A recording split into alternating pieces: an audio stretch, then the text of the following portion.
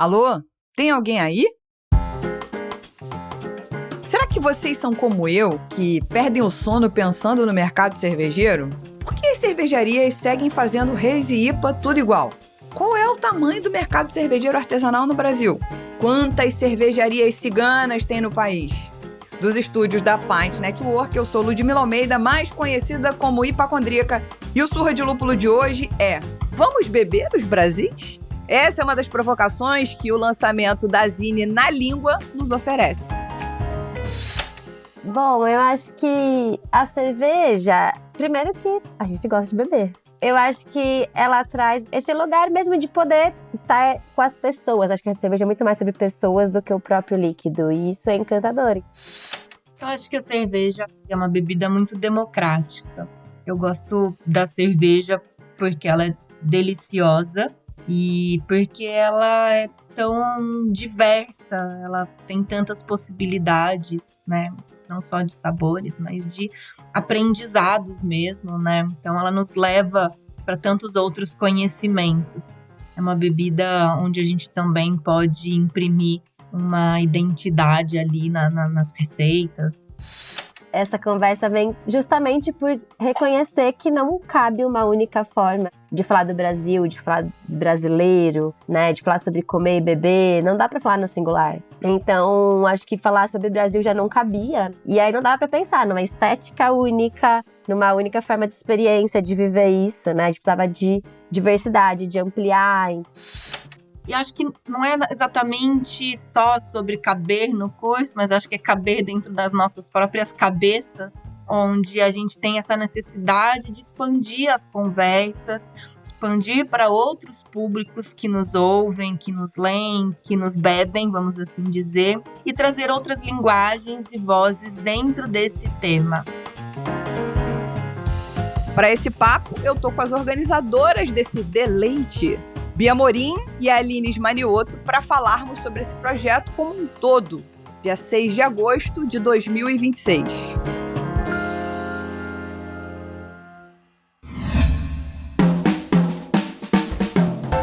Nós estamos falando da Stannis aqui há mais de 18 meses, vocês sabiam? Eles são os nossos parceiros mais antigos e é bom demais falar de um projeto que a gente acredita tanto.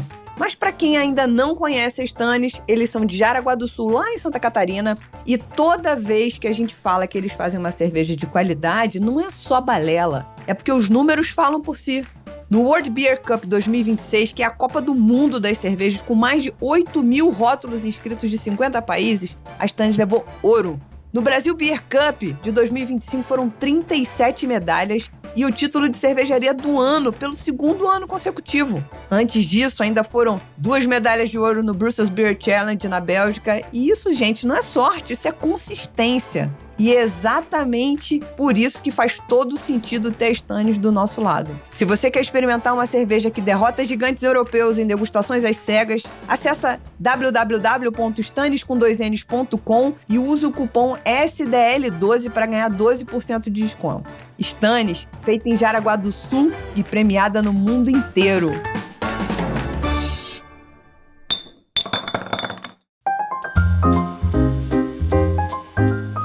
Gente, eu começo sempre essa pergunta, o papo, por que caceta, Bia, que é essa profissional, tudo bem, bilhões de áreas, Aline, antropóloga também, por que cacetas trabalhar com cerveja?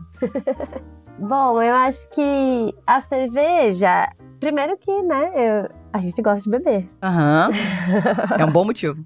Eu acho que ela traz esse lugar mesmo de poder estar com as pessoas. Acho que a cerveja é muito mais sobre pessoas do que o próprio líquido, e isso é encantador. Então, você consegue trazer para esse lugar, e acho que esse projeto vai trazer isso mais ainda, o tanto de outras coisas que a gente gosta, outros olhares que a gente gosta de fazer para o mundo. Então, eu acho que a cerveja ela é muito além do que um copinho ali, né? Eu acho que ela tem muito a dizer. Então é muito gostoso trabalhar com cerveja, apesar dos pesares.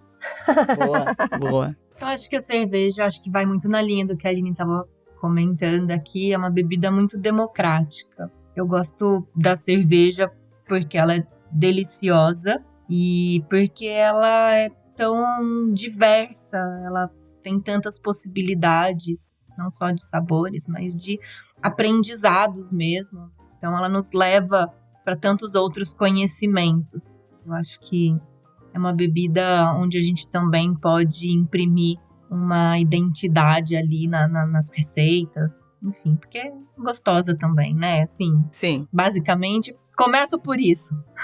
É por aí. Cada episódio, cada reportagem, cada pesquisa, cada newsletter, cada conversa que chega até você só existe porque a gente tem uma comunidade que acredita no nosso trabalho. Quando você se torna mecenas, não está só apoiando um podcast, está fortalecendo um projeto como um todo que produz informação, preserva a memória da cerveja e conecta pessoas apaixonadas por essa cultura tão inebriante. Faça parte dessa história em apoia.se/surra de lúpulo.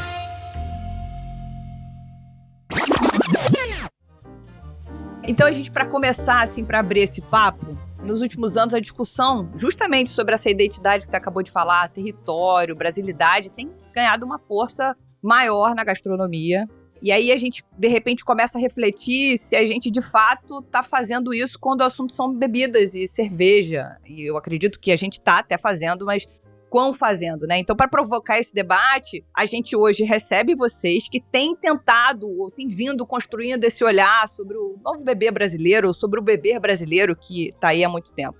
Aí essa brevíssima apresentação de duas mulheres potências, palavras que estão cansadas, mas não tem como definir de outro jeito, potências. A Aline, que é antropóloga, sommelier de cervejas, pesquisadora, com a trajetória dedicada a estudar o comportamento de consumo, cultura alimentar e mercado de bebidas. Já a Bia Amorim, também sommelier, pesquisadora, escritora, especialista em hospitalidade, desenvolvendo projetos que investigam a relação entre o serviço, cultura e experiência à mesa. Levantei bem a bola de vocês ou mais ou menos?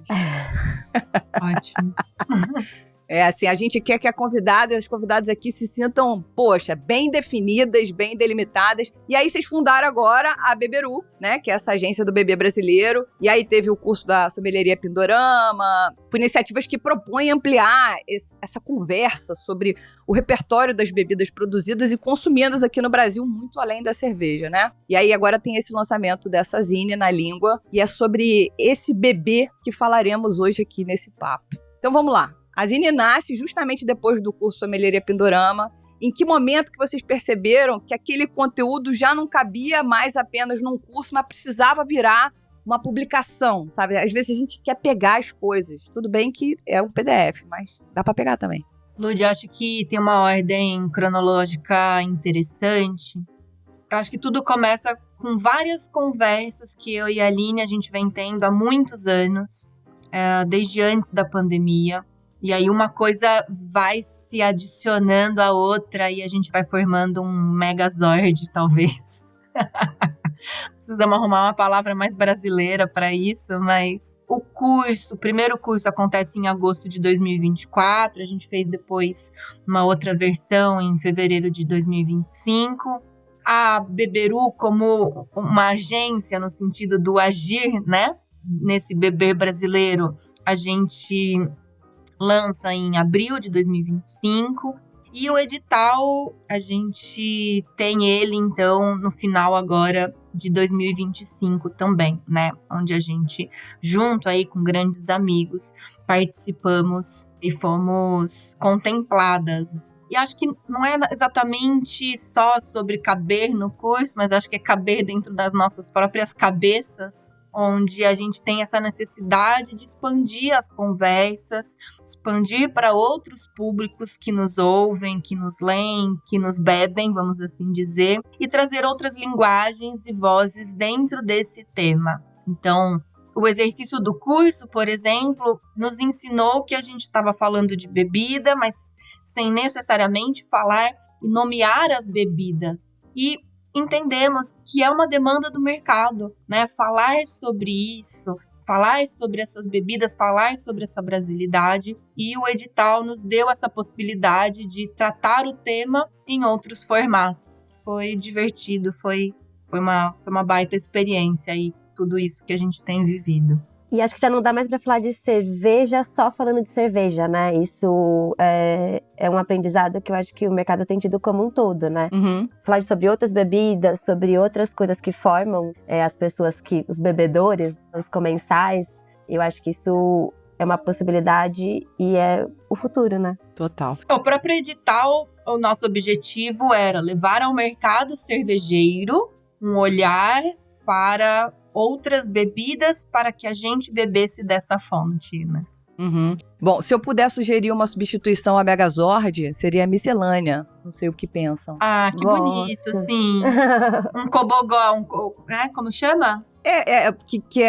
Cobogó é aquela estrutura arquitetônica, né? Cheio de coisas, né? Cheia de coisas, exato. Até uma colmeia, né, gente? Boa, gostei. Até uma colmeia.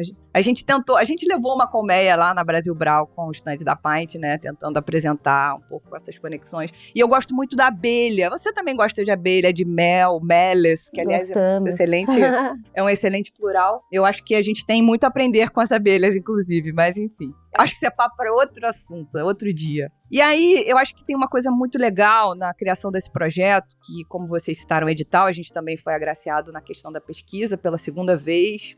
E eu espero que essa iniciativa do edital continue, para que outros projetos possam ver a luz do dia, projetos de fato, né? Que chegam lá e vão a termo, recebem um recurso e entregam de verdade isso, porque é uma iniciativa de uma empresa privada que não tinha a menor obrigação de fazer isso, faz. E é pra gente, de fato, apresentar e os projetos verem a luz do dia. Então, eu espero que eles continuem e que a gente possa, nós, a Beberu, a Pint e outras empresas, apresentarem projetos que façam sentido e que contribuam com o mercado de alguma maneira.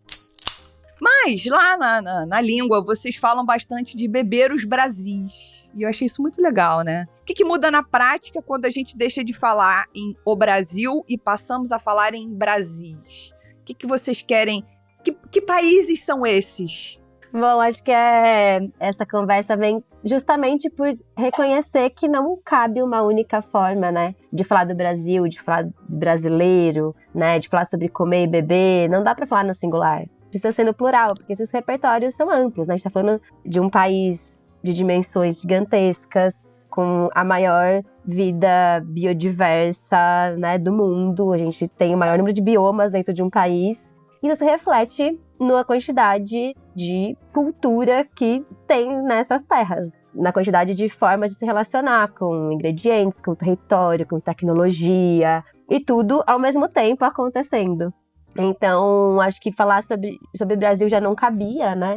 E aí não dá para pensar numa estética única, numa única forma de experiência, de viver isso, né? A gente precisava de diversidade, de ampliar. Então, a gente percebeu que usar a palavra Brasis fazia mais sentido, né, nessa proposta que a gente trazia, justamente para não olhar, mesmo porque a própria palavra Brasil já é uma construção colonial, nomear um país, um nome que nos foi dado de fora também. Então, eu acho que pensar nessas possibilidades mais vivas e plurais, ela faz bastante sentido. Eu acho que é muito legal quando você fala isso, que a gente tira esse conceito de padronização, né? Que eu acho que o padrão foi trazendo a gente para um lugar de funil. Vamos todos caminhando apenas para o mesmo lugar. Quando eu acho que a gente deveria construir coisas para termos mais. E caminhar para o mesmo lugar não significa ir cegamente para uma coisa só. Eu posso ter outros gostos, outras opções, eu posso ter outras crenças, mas de repente a gente quer construir um Brasil que seja bom para todos no final, né? Isso assim,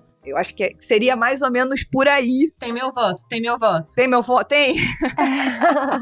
Mas né, essa coisa que o próprio mercado vai ditando. Mercado, e quando eu falo aqui de mercado, eu fico pensando num projeto amplo, né, que nos foi colocado por essa estrutura que a gente vive mercadológica e que aí você pasteuriza, todo mundo consome a mesma coisa, todo mundo vê a mesma coisa, todo mundo ouve a mesma coisa, todo mundo veste a mesma coisa, sem pensar nos detalhes, porque é isso, né? Você olhar pro local, pros pequenos produtores, pros pequenos espaços, é uma forma de mudar o olhar. E acho que na língua traz muito isso. Totalmente. A gente tem um pôster agora, né? Que é o Narrar Constrói Mundos.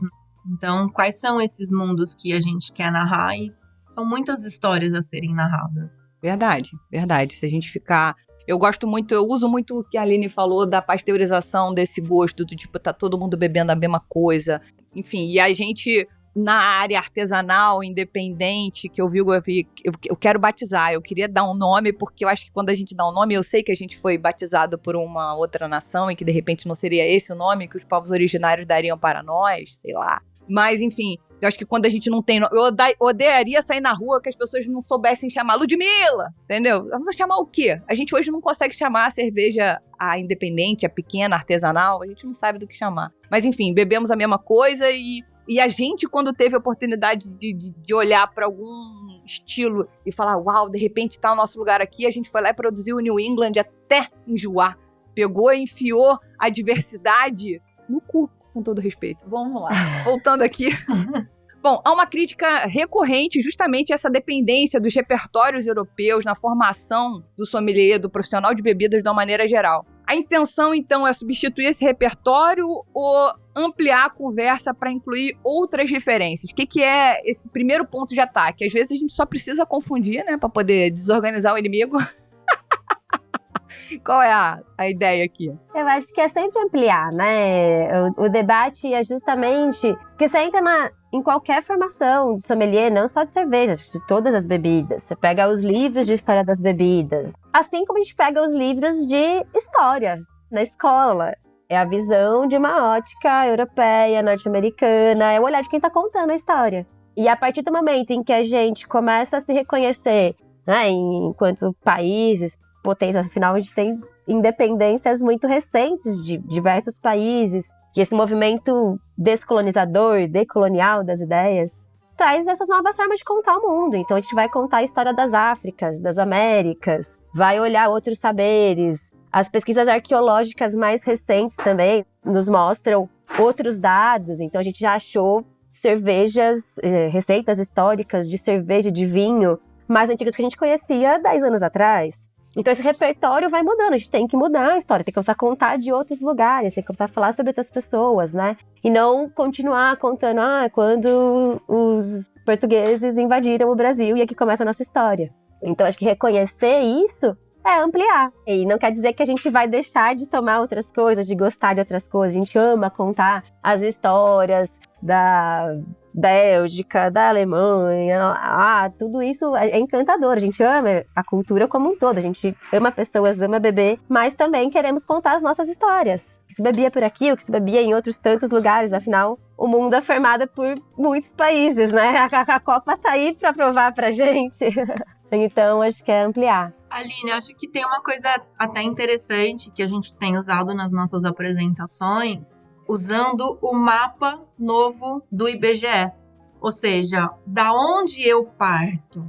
Eu parto do centro e onde o centro é da onde eu tô. Então, não é só a gente que está fazendo esses novos olhares, né? Não só a gente no sentido também de bebidas e afins. Nós como brasileiros, né, os órgãos, eu não sei se vocês viram esse mapa novo do IBGE, onde ele também vai ter toda uma coloração diferente, que ele vai olhar para a biodiversidade no mundo.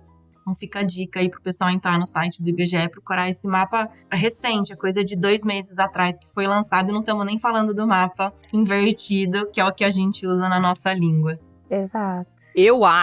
Eu tentei dar um Google super rápido aqui, não achei, não acho que eu tô olhando aquilo que você queria que eu olhasse, então já te peço para você compartilhar com a gente esse mapa para estar no blog post desse episódio, para quem quiser ver, possa ver. A Bia já está fazendo todos os sinais de positivo para mim, ou seja, teremos esse mapa para que todos vejam. E aí, eu não posso deixar, para poder ir para a próxima pergunta, tocar nesse assunto, que a Bia tem uma característica muito pessoal dela, que conforme você vai convivendo e conhecendo, ela tenta transformar tudo um pouco em poesia, tudo um pouco em filosofia e tal, não sei o quê. Então, no texto de abertura não podia ser muito diferente, né, de pensar em fermentação, não apenas como um processo que acontece na cerveja, que tem muita química envolvida, bioquímica, etc., mas também numa metáfora cultural. Então, como é que essa ideia pode transformar a forma como os profissionais contam histórias sobre bebidas, na opinião de vocês que inventaram essa zine maravilhosa? Olha, se eu sou poeta, a gente acho que tem essa troca. A Aline, como antropóloga, cara, ela me ensina tanto. A minha vida mudou na forma de pensar. E talvez eu tenha também soprado um pouco de poesia. O texto da Aline é maravilhoso. Eu acho que essa troca, ela é super importante, né? E a gente usa muito, eu acho que a bebida como essa forma de poder contar sobre quem somos, né? Sobre nossa formação humana, né? E a gente traz, a ideia desse texto é trazer mesmo essa ideia de que talvez a fermentação, quando ela é viva, ela traz tantos outros sabores, ela transforma o alimento, ela transforma as ideias, e a gente usa um pouco uma licença poética aí de uma fala do Nego Bispo, que é reflorestar o imaginário. E a gente fala que é necessário reflorestar o paladar. Então, colocar no nosso paladar outras tantas coisas, né? Experimentar outras coisas, trazer outras ideias, construir outros olhares, fazeres, outras referências. Porque só assim a gente vai transformar o consumo, a produção, uma viagem que a gente faz, né? Descentralizar esse olhar, afinal. Bom, a Lud gosta de viajar, ela sabe super bem. Se a gente pega uma viagem e vai naquele roteiro básico que todo mundo faz, você não vai conhecer o lugar mesmo. O que é? Você andar por uma ruinha, olhar um detalhe, parar num lugar que talvez ninguém pararia. Então eu acho que essa é um pouco a ideia, né? De poder mesmo olhar por outros lugares essas frestas das bebidas. Eu acho que elas têm muito mais coisas para nos dizer do que aquele óbvio que a gente vem sempre dizendo. E que tem mais desconstruído o mercado do que construído. Sem dúvida. Eu queria complementar, você falou sobre viagem e em casa a gente tem uma discussão, uma troca que é a Ana adora pesquisar milhões de coisas e ler milhões de posts e saber exatamente. Eu não.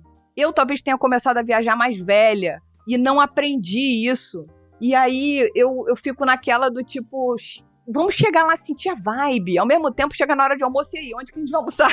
Entendeu? Mas assim, como as redes sociais estão ajudando e atrapalhando o turismo ao mesmo tempo. Ajudando porque, de repente, vai um influenciador num restaurantezinho delicioso, não sei aonde, na Toscana, e isso vai levar milhares de pessoas para aquele lugar que talvez ninguém fosse. Será que aquele restaurante está preparado para receber essa galera toda?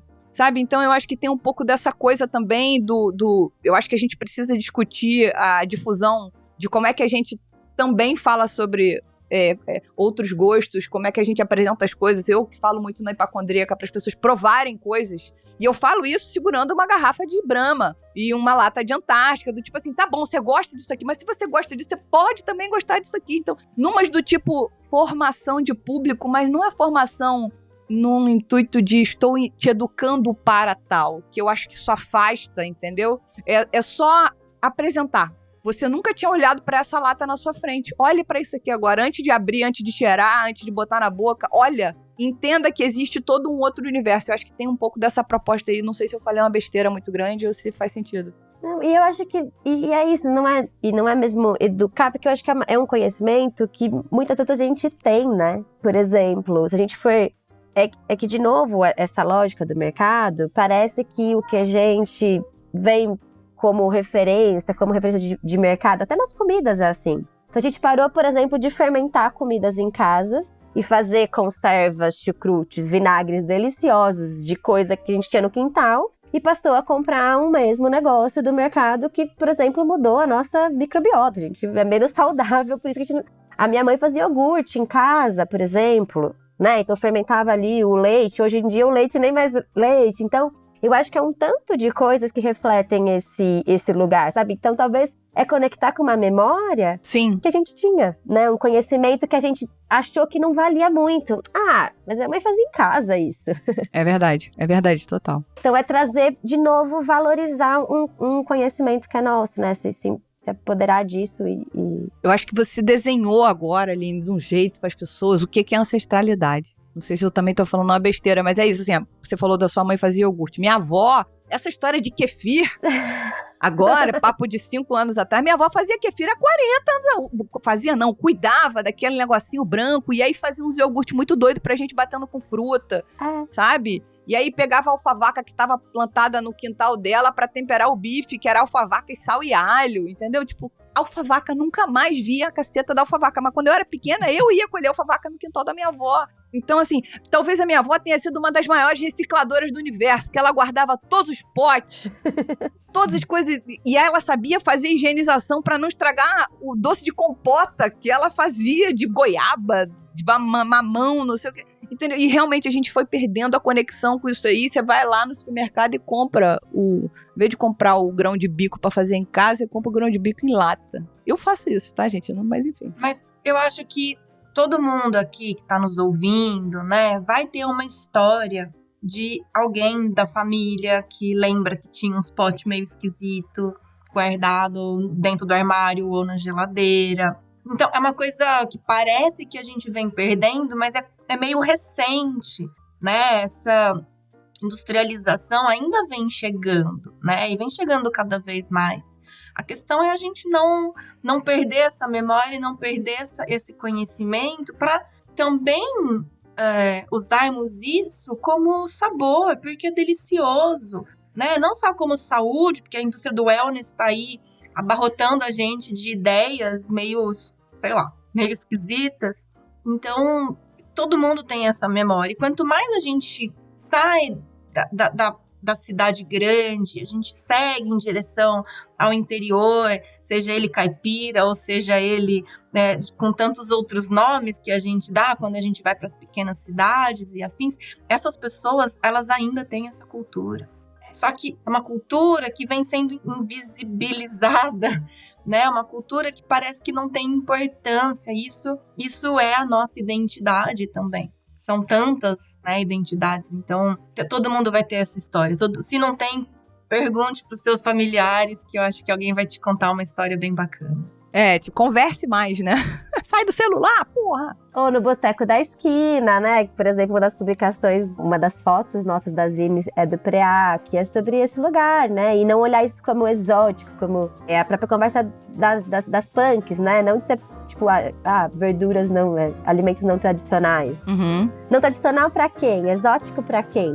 Se você vai, talvez, ali no bairro do lado, no quintal do lado, alguém come, alguém consome, alguém gosta. Exato.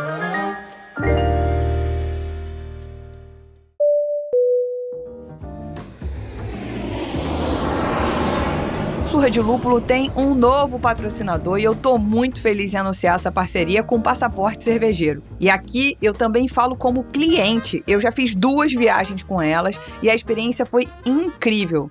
Sabe aquelas viagens cervejeiras que você sonha em fazer, mas que dá um trabalho só de imaginar toda a logística? Cervejaria, bares, deslocamentos, hotéis, horários, visitas e reservas. Com o Passaporte Cervejeiro, tudo isso já vem organizado. É você viajando para Bélgica, Alemanha ou República Tcheca com roteiro cervejeiro, transporte, hospedagem, visitas e experiências pensadas para que a sua única preocupação seja aproveitar. Em 2027, vão rolar 2 viagens. A primeira será para o Belgian Beer Weekend, no começo de setembro. Mas é bom se apressar, porque as vagas são limitadas. Ainda vai rolar o primeiro grupo para a Alemanha e República Tcheca, entre o fim de setembro e o começo de outubro. Essa, porém, já está com 100% das vagas preenchidas. Então, corra e bora viajar para a Bélgica. Na descrição desse episódio, tanto no Spotify quanto no nosso blog, nós vamos deixar o link do grupo de WhatsApp para quem quiser receber todas as informações em primeira mão. Você também pode conhecer mais sobre as viagens no Instagram, @passaportecervejeiro.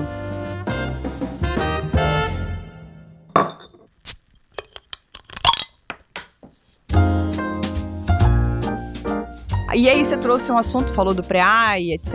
E certamente vocês reuniram uma seleção de profissionais de diversas áreas para poder compor todo o conteúdo que está na língua. E o que a diversidade, essa diversidade, acrescenta para uma publicação escrita apenas por especialistas em bebidas? Sim, se a gente focasse só em especialistas em bebidas, o que de repente essa publicação perderia, sabe? Vocês trouxeram uma diversidade gigantesca, enfim, como é que ficou isso na cabeça de vocês? A gente olha a bebida não só como a técnica de quem produz, ou de quem vende, ou de quem serve, né? A gente acredita que esse mercado, tendo esse olhar mais amplificado, ele vai trazer essa diversidade que você está falando também aí, né, de diferentes visões e um pensamento contemporâneo, um pensamento intelectual também, no sentido de, como a gente falou agora, né, a gente traz o Preá, que é um cientista social, mas que pelo uso da fotografia ele vai criar uma memória, vai trazer uma discussão sobre essas questões de como a gente olha para esses bares, né, no caso dele ali, muito quase que especificamente do Rio de Janeiro, mas aí a gente vai trazer o olhar da Flávia Gepinho, como uma jornalista que escreve gastronomia, mas que entrevista pessoas do setor.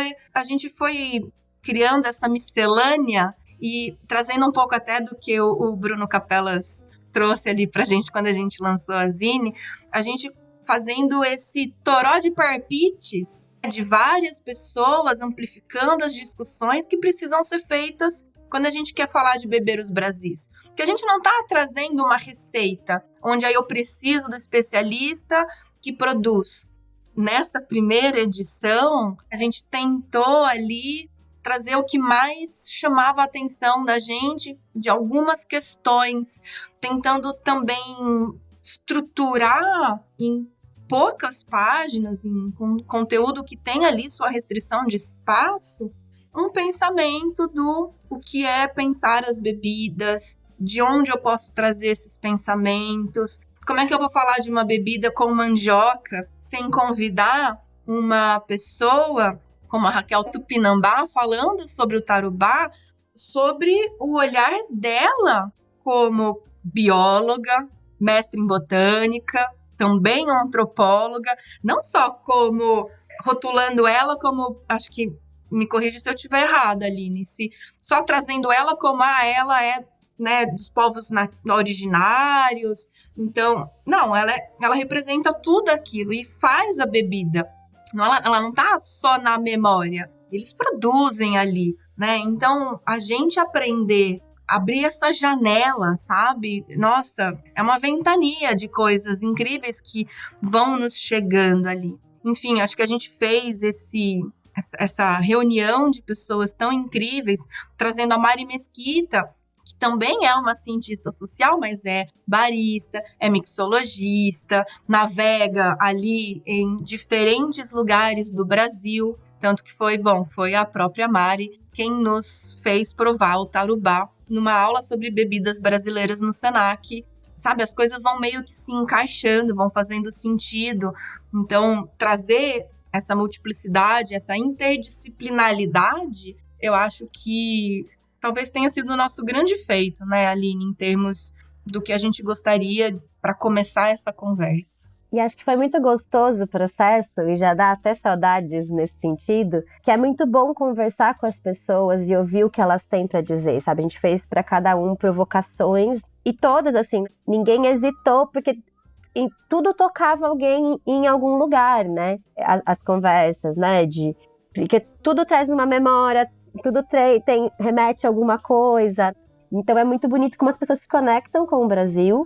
E acho que isso é importante porque nós estamos vendo a própria noção, né, de América Latina, de Brasil, em constante disputa. É aquela coisa, todo mundo quer ser brasileiro, mas nem todo mundo tem o molho. E aí a gente poder dar vozes para as pessoas poderem falar sobre o que elas entendem nesse Brasil líquido, nessas memórias, nesse lugar. Quando a Yumi, por exemplo, a gente tá acostumado dela trazer as japas e a cerveja ali no lugar, e de repente ela conta que o pai dela tinha um boteco e traz essas memórias. Então a gente vai construindo coisas que são muito profundas e que mostram, né, onde a gente tá nessa construção. A gente foi se apaixonando aí pelos textos, pelas possibilidades, pela história das pessoas, e que bonito, né? Então, a Pamela Queiroz também contando de quando ela era criança, e lá no Cariri cearense. Então, a gente também compôs esses olhares, trazendo diversos lugares desses Brasis também, né? Saindo um pouco só do Sudeste, apesar de que a gente tem nosso grande representante aqui de memórias e histórias, né? Também parte aqui do Pint Network, que é o Gabriel Gurian, trazendo também um olhar cervejeiro, mas, sabe, sempre com aquele toque ali que a gente também já conhece.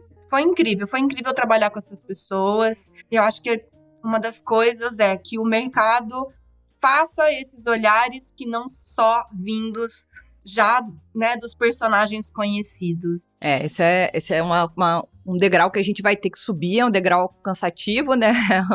Eu acho que é uma dor do crescimento, é uma dor do amadurecimento, talvez, tá? A gente tá, de repente, tendo possibilidade de ter conversas mais difíceis, né? E de sustentar essas conversas mais difíceis a partir desse amadurecimento. Vamos ver. Bom, existe hoje assim, uma valorização crescente dessa brasilidade, como a Aline meio que falou, né? Todo mundo quer meio que ser brasileiro, ter esse molho, esse gostinho. E também na gastronomia, na moda, na cozinha e etc. Vocês enxergam que o mercado de bebidas está atrasado nessa discussão? Ou vocês enxergam que a gente está no passo de todo mundo, tão avançado? Como é que tá isso para vocês? Acho que é difícil dizer, o mercado tá atrasado, né? O mercado de bebidas. Com certeza, o mercado da culinária, né? Do fazer a comida, tá muito mais avançado do que as bebidas em si. Mas eu acho que tem bastante gente trabalhando dentro desse aspecto. É também a nossa provocação, sabe? A gente não tá inaugurando aqui uma discussão sobre o beber brasileiro. A gente tá vindo colocar mais molho nesse molho. E o Brasil super em voga, né? É isso, ganha Oscar, ganha não sei o quê.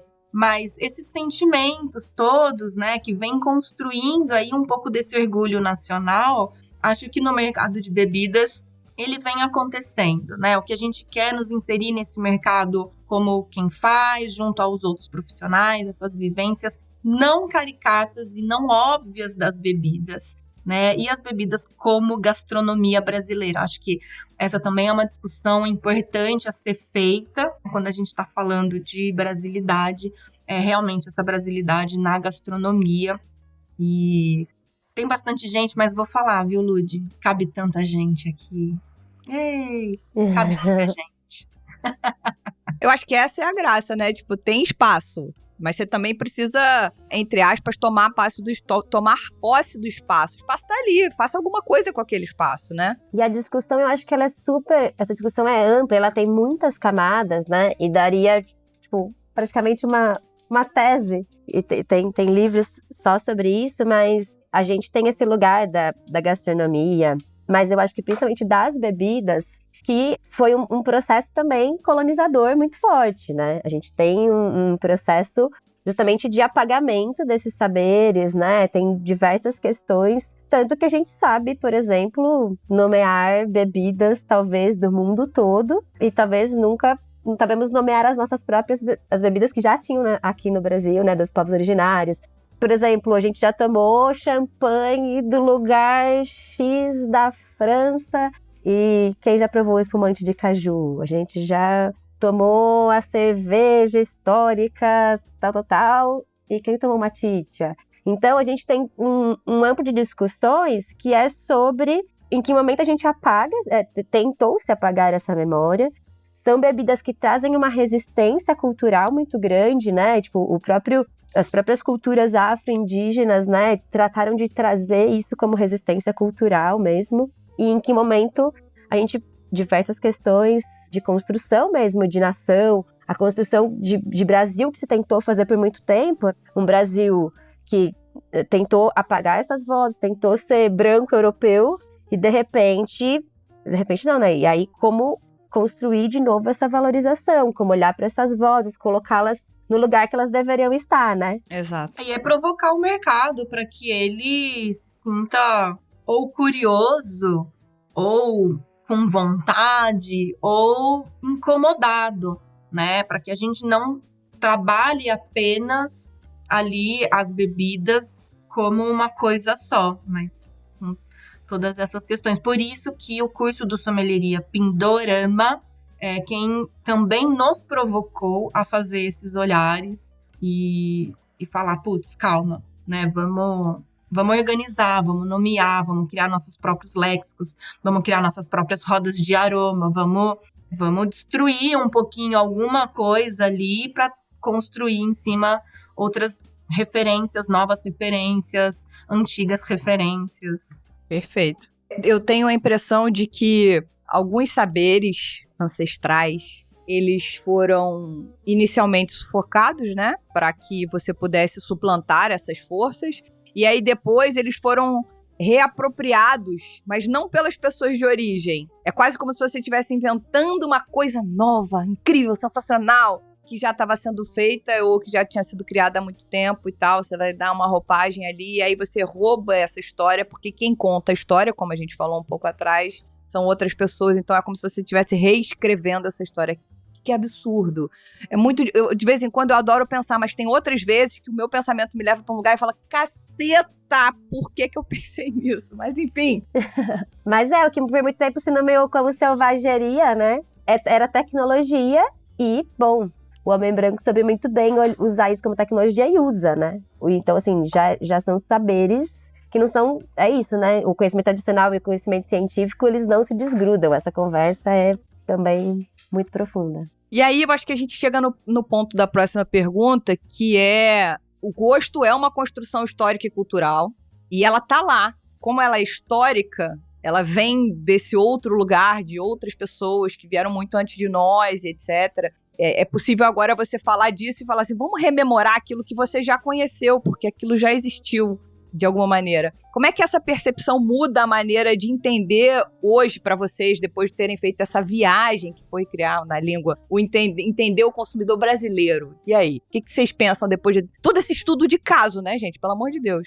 A gente fala muito que talvez pra gente conversar sobre tudo isso, né, olhar, trazer esses outros olhares, pode ser um dos caminhos para nos reconectar enquanto mercado, né? Acho que a grande discussão é hoje, as pessoas não bebem mais, as pessoas não se conectam mais com a bebida. E a hora que você passa a olhar, como é que a gente saiu? As bebidas enquanto esse lugar de coesão social, né? A gente tem informações humanos e não humanos. Afinal, para os povos originários, o cauim vem para alguns do jaguar, de outros animais. Os animais também, né, sabem da molécula do álcool. Afinal, as frutas, né, e diversas coisas fermentam naturalmente. E esse lugar, né, das bebidas serem esse lugar de contar histórias, de unir as pessoas, né? Não é à toa que a gente conecta a bebida como algo social. A gente teve uma experiência até na semana passada, que a gente foi acompanhar esse curso sobre um Brasil mais rural, da paulistana, da cultura do porco, e você depois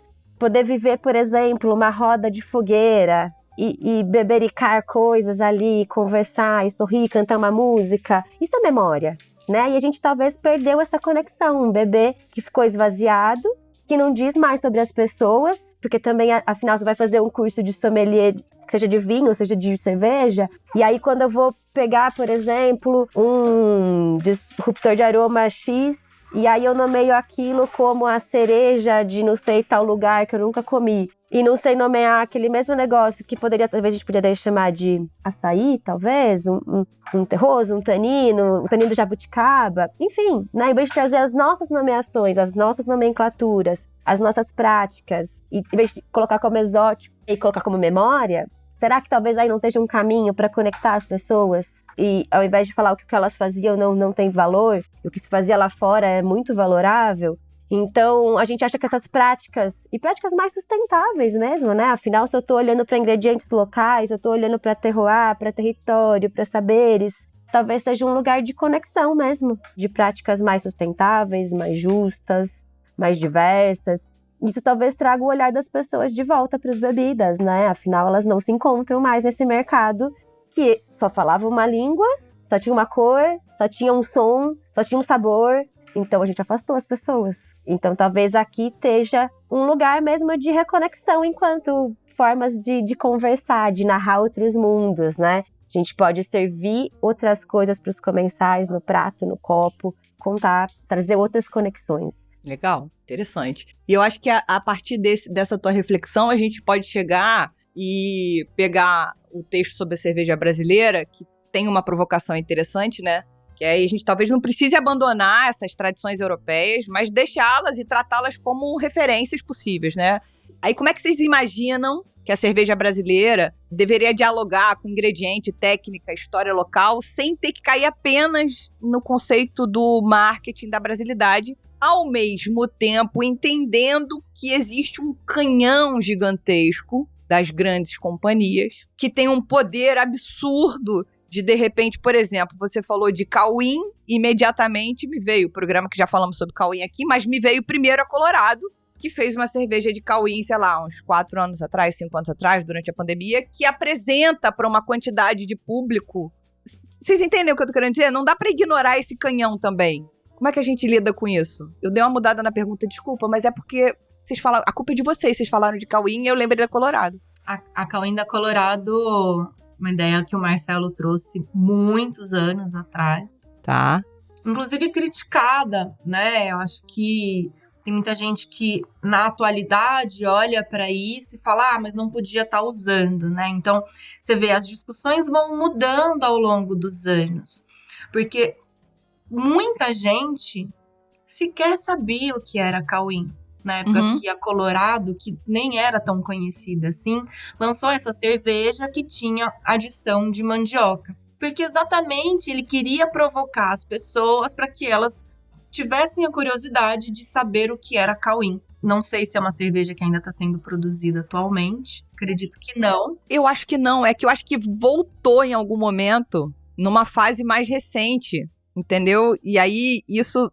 Você entendeu, Bia? Talvez não tenha passado desapercebido por um público lá atrás, quando ele pensou isso. Sim. E aí volta agora nesse período da pandemia, onde a Colorado já não mais, já dentro de uma corporação grande, reproduz, readapta e tal, e aí apresenta ao público. Não que isso perdure, mas são discussões que eu acho que o mapa tá tendo agora. A Aline até pode falar um pouquinho mais sobre essas questões de como a gente nomeia as coisas e tal. Dá outro programa, viu, Lute? Sinceramente, vai ter que chamar eles de novo aqui, Marcus, Aline, Gurian, Diego, enfim, toda essa turma aí.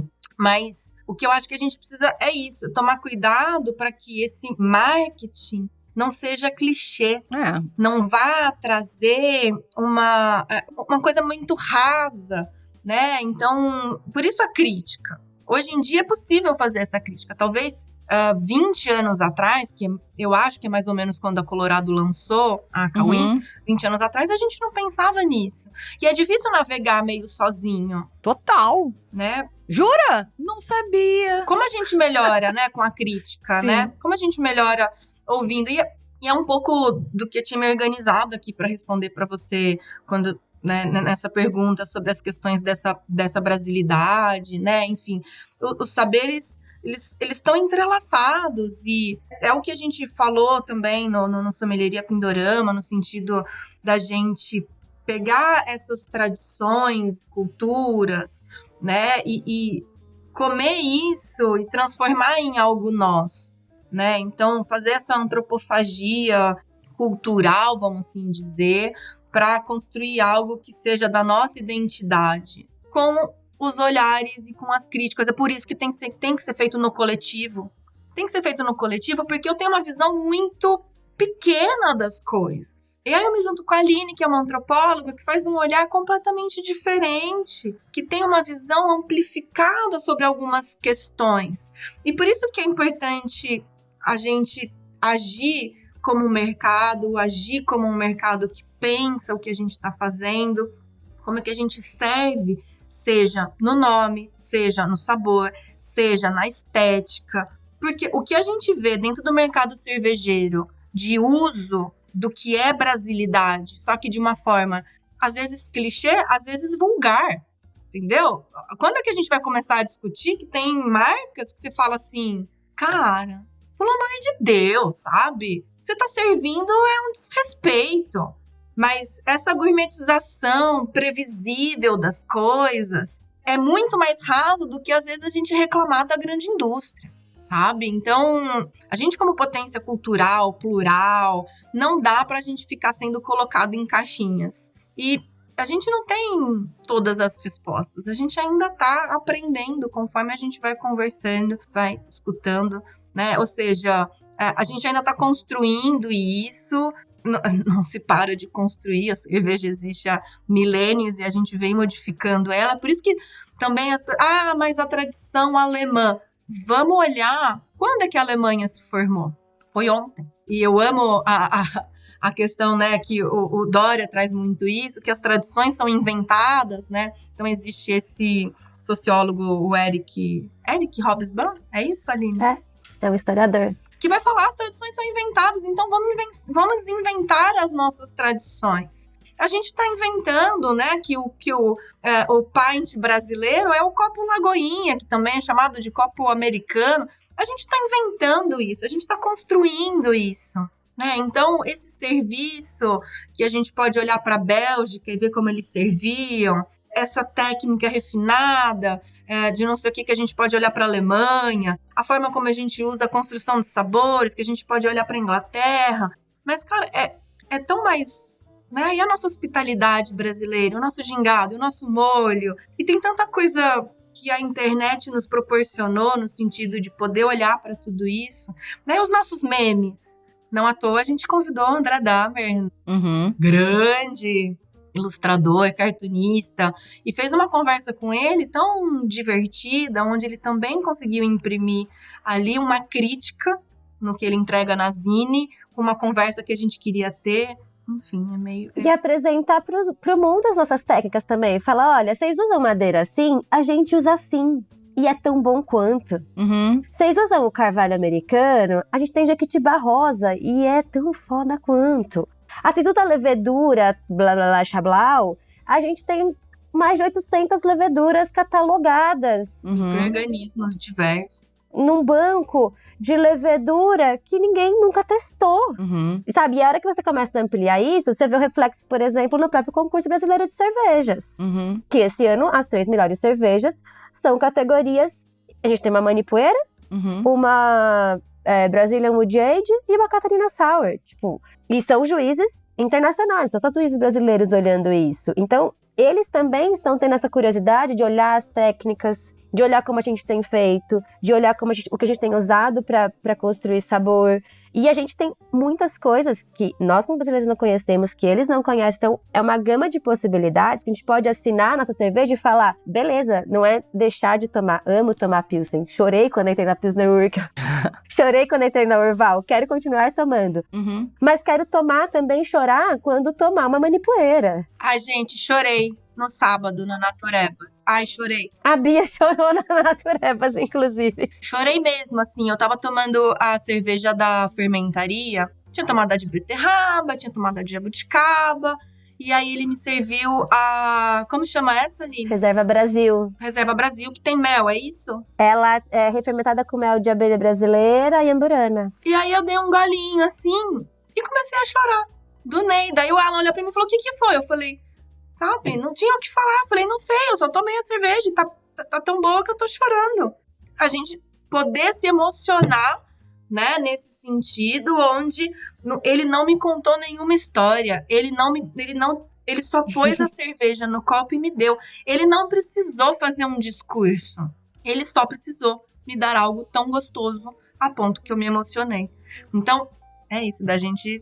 Né? De a gente apresentar para as pessoas, não necessariamente só o discurso, né? Mas o copo em si. Eu acho que esse serviço à brasileira é apresentar no líquido tudo isso que precisa ser construído com conversa, com técnica, com tudo que a gente vem falando, mas o final é ter um produto delicioso.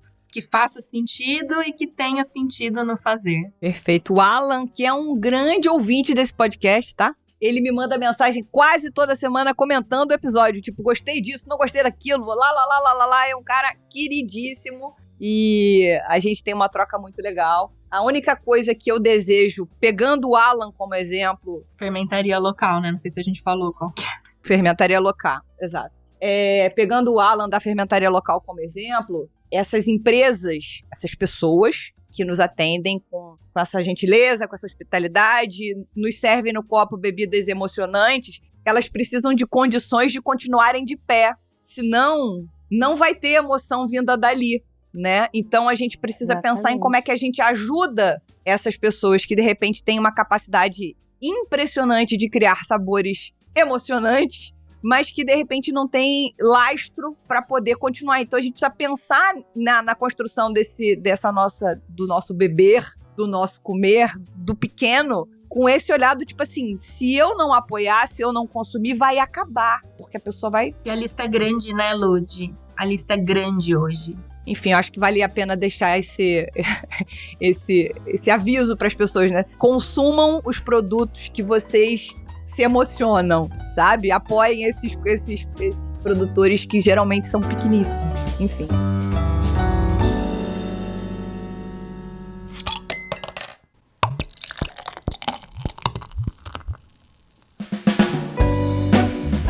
Outra coisa muito importante sobre apoio e etc. é falar que a Na Língua é uma publicação gratuita, tem uma linguagem acessível, né, que é bastante diferente de uma revista acadêmica ou do livro técnico. E aí eu queria que vocês falassem um pouco por onde que passou toda essa estratégia de pensar justamente uma publicação que é densa, minhas amigas. Minhas amigas, é densa, tá?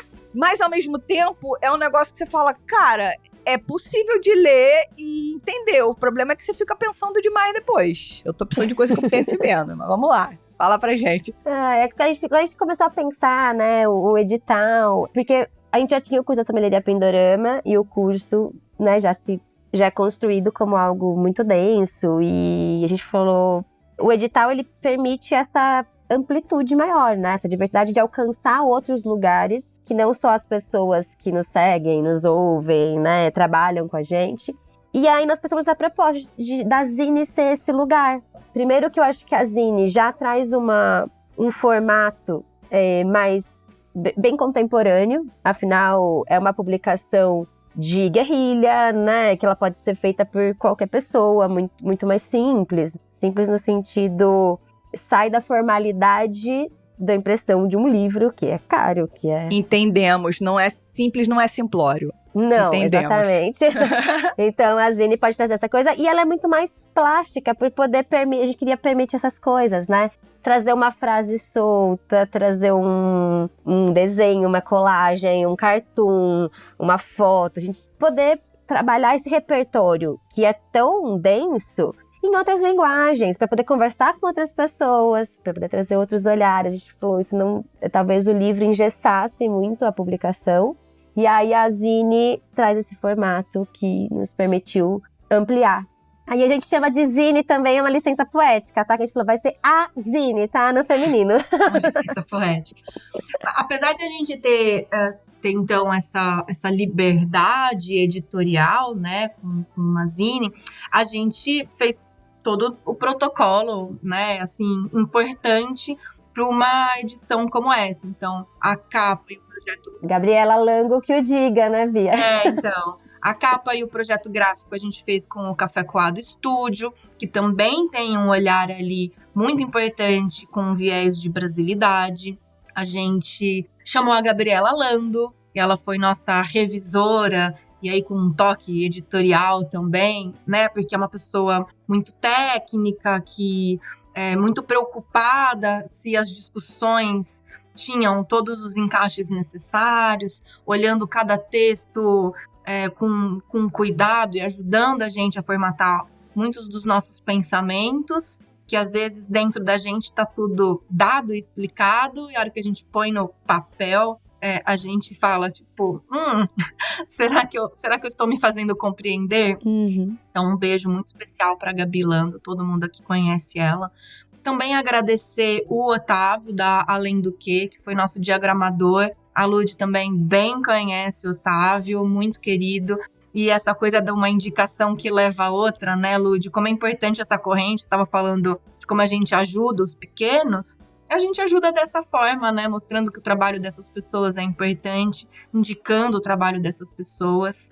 E então, a gente teve esse time tão grande, ou seja, uma Zine, uma montanha de gente. Não deixar de agradecer, a gente já falou, né? Mas agradecer o edital da Fermento, o pessoal da Academia da Cerveja. Uma obrigada à Marta Rocha, que na época era quem liderava o projeto. Hoje a gente tem o Charleston, o Wesley, Paloma, Ana Paula, enfim, que nos permitem, né, como projeto, fazer esses debates, porque a gente entende as dificuldades do mercado. O mercado, será que ele consegue absorver os custos? O mercado consegue criar apoio? Ou seja, já estamos, por exemplo, fazendo essa pergunta porque a gente quer fazer uma segunda edição. E aí, como pagar esse tanto de profissionais incríveis, né? E pagar o trabalho que o trabalho deles vale, né? Sim, que isso aí é uma outra chaga. Meu Deus do céu. Isso é outra chaga. Esse Exato. é o... Eu não me lembro quantos parafusos pregaram Jesus na cruz, mas isso é o mais um. Se foram 4, 3, é o quarto, é o quinto. E essas empresas grandes que apoiam essas iniciativas são super importantes, né? Por exemplo, a Ambev tem o edital do Fermenta, tem o edital Brasilidades, né? E aí amplia essas vozes. A gente teve um outro apoio super bacana que foi da Sou de Algodão, né, Bia? Sim. Que aí trata de, por exemplo, artistas da moda pequenos que usam algodão brasileiro, sustentável, que aí permitiram também que a gente pudesse, né, ter as roupas. Então foi super legal, porque é uma construção coletiva, de novo, né? Sim. Até o próprio Tuju Pesquisa, que foi quem recebeu o lançamento da Zine, né? Um beijo especial para Helena Guimarães. A gente tentou, ao criar o projeto e ao entregar o projeto para o mundo, fazer todo esse tear, né, também, não só das bebidas, mas você falou da moda lá na sua pergunta anterior, então por isso que a gente acaba citando a Sou de Algodão.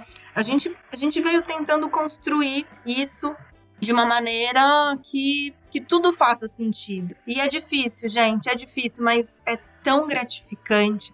Queria dizer que a gente praticamente, não sei quando o programa for ao ar, mas a gente já tá em 80% da nossa meta de acessos, de zines baixadas, né? Então, falta bem pouquinho, a nossa meta não tinha nem tanta data, assim, mas a gente já tá muito feliz com o resultado, assim. E feliz de estar levando essas conversas para outros lugares e as respostas que as pessoas estão nos dando. Gente de tantos lugares vindo mandar mensagem e dizer, cara, que projeto legal, que discussão legal. Então isso pra gente, a gente que é emocionada, a gente costuma dizer, né, Aline, a gente é emocionada, então a gente fica muito feliz e queremos continuar trazendo esses debates. Legal. Eu acho importante a gente colocar aqui que eu acredito na Zine, como eu acredito na pesquisa, como um projeto de cauda longa, né? E o conteúdo que vocês compartilharam ali, conseguiram fazer essa curadoria fina de atrair profissionais e dizer, poxa, vamos olhar esse olhar aqui, o que você acha e tal, que é uma curadoria, né? É tão importante quanto o texto que a pessoa produz depois, mas você tá falando que acabou de sair, sei lá, vocês lançaram a Zine em junho. Nós estamos aqui, esse programa está indo ao ar em agosto. Ou seja, você tem 2 meses de lançamento, já tá falando aí que tá com a sua meta próxima de bater, porque eu tenho certeza que a meta vai ser batida e duplicada, mas tendo em mente que isso é um conteúdo que é sempre verde, né? Ele pode ser revisitado, mas não é que como se você vai vir uma coisa que vai contestar aquilo e aquilo vai deixar de ser valioso. Não, daqui a 5 anos, se alguém topar com esse PDF e falar, caralho, que foda, entendeu? Então, assim, é uma cauda longuíssima ainda. Eu espero que a gente tenha um contador de downloads depois pra vocês contarem pra gente, porque eu gosto de números. Tô aqui, eu nunca enganei ninguém, tá? Nunca menti pra ninguém. E aí, pra gente encerrar o papo aqui, mas só pra quem não é mecenas, porque depois ainda vai ter uma perguntinha extra que eu vou falar qual é, mas assim, pra aqui ainda. Vocês já falaram de próximas edições. É óbvio que para ter próximas edições, meus amigos, tem que ter dinheiro. Então tá. Mas tem perguntas que vocês perceberam que continuam sem resposta e que vocês queriam explorar? Dá, assim, um overview do que a gente poderia esperar na língua 2, na goela, sei lá. A gente estava pensando nessa sua pergunta e a resposta é 1000 questões.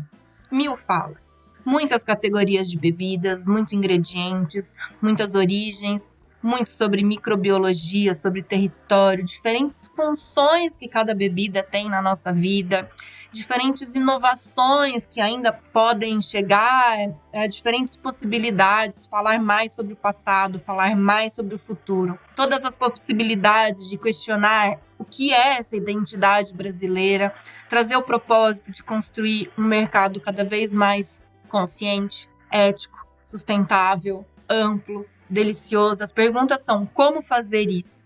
Quem faz isso? Quem já fez isso? Quem está fazendo? Quem ainda pode fazer? Quais são os números desse mercado? Né? Já que a gente ama números, também gostamos. Cadê esse guia de estilos de cerveja ou de outras bebidas, né? Quais são os novos léxicos? Como é que a gente pode criar novas nomenclaturas? Como é que a gente pode criar neologismos, como a própria beberu é um neologismo? Então, talvez a gente tenha que inventar coisas ainda, e a pergunta é, o que tanto podemos? Construir essa sommelieria brasileira, né? Perfeito.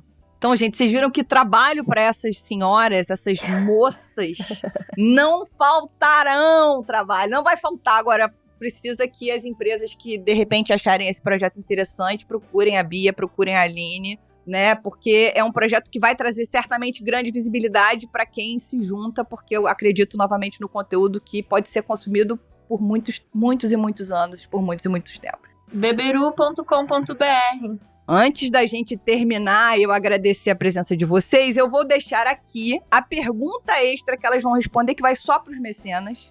E aí, guardem para vocês aí, minhas amigas. Existe o risco de transformar ingredientes, técnicas, saberes tradicionais em apenas mais uma tendência gastronômica? E como valorizar esses conhecimentos sem esvaziar o contexto cultural? Mas não respondam nada agora. Eu queria agradecer tanto a Bia quanto a Aline. A Bia, que é a habituê desse podcast, não tinha vindo esse ano, que eu tava dando uma folga pra ela. Pois é. Mas é a habituê desse podcast aqui, já falou de um tudo, já fez retrospectiva, já falou de número. Esse ano, inclusive, trabalhou com a gente na pesquisa, remunerada também, que aí pra gente acabar com essa chaga de trabalhar de graça. A Aline trabalhou com a gente remunerada lá na Brasil Brau. Aí. Alô, graças a Deus. Amém. Então, eu queria agradecer a presença de vocês. Deixem seus recados, seus e-mails, seus arrobas aí pra galera seguir e curtir. Bom, acho que principalmente beberu.com.br.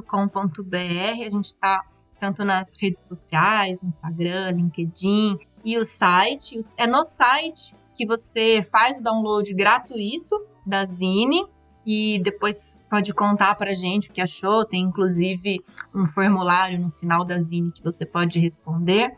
Eu, pessoalmente, sou o @BiaSommelier no Instagram, também estou em todas as outras redes sociais. E muito apaixonada pelo que eu faço, sempre buscando tá me provocando para trazer de diversas formas aí esse olhar para a cultura cervejeira brasileira, para que a gente beba cada vez melhor, com mais consciência, com moderação e com todas essas deliciosidades, e me descobrindo cada vez mais brasileira, com cada vez mais orgulho de estar fazendo essa pesquisa, esses olhares, esses debates.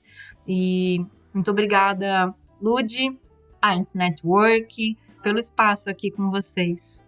Bom, eu também queria deixar meu agradecimento. O meu Instagram é Aline Ismani, também tem o LinkedIn. No Instagram da Beberu tem os nossos contatos, tem também de todo mundo que participou na Zine. Tem muita gente interessante para seguir, para acompanhar. E também queria agradecer porque acho que é uma oportunidade poder falar de Brasil, poder falar de América Latina, poder falar desse orgulho, né? Poder falar de algo que sempre me moveu, né? E poder trazer isso para as bebidas, eu acho que é emocionante, no fundo. E aí, cada vez mais se apaixonar mais pelo Brasil, se apaixonar pelo que a gente tem feito, pelos profissionais incríveis que a gente tem nesse mercado. Eu acho que isso é sempre muito gratificante, né? Então, só posso deixar o agradecimento e, claro, também agradecer a Bia, né? Afinal, ter uma parceira para poder topar essas loucuragens, essas beberagens todas. É sempre muito bom trocar ideias, construir juntos. Tenham pares. Geralmente as duplas são duplas dinâmicas, Brasil. É assim, ninguém constrói coisa nenhuma sozinho. Então, muito obrigada a vocês mais uma vez. Foi um prazer ter vocês aqui. E se você ouviu a gente até aqui, lembre-se de participar conosco nas nossas redes sociais, @surradilúpulo, tanto no Instagram quanto no TikTok. Tem sugestão de pauta, convidado, manda e-mail para contato @surradilúpulo.com.br. Até semana que vem.